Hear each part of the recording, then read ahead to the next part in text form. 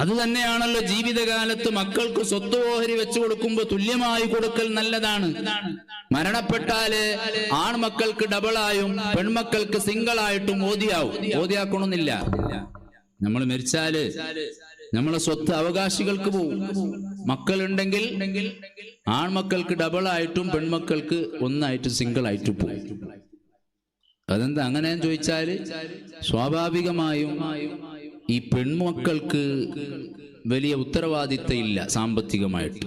അവരുടെ ചെലവ് ചെറുപ്പത്തിൽ ബാപ്പ നോക്കും, കല്യാണം കഴിഞ്ഞാൽ ഭർത്താവ് നോക്കും, വയസ്സായാൽ മക്കൾ നോക്കും. അതുകൊണ്ട് പെൺമക്കൾക്ക് സാമ്പത്തികമായ അത്രയൊരു ബാധ്യത വരുന്നില്ല.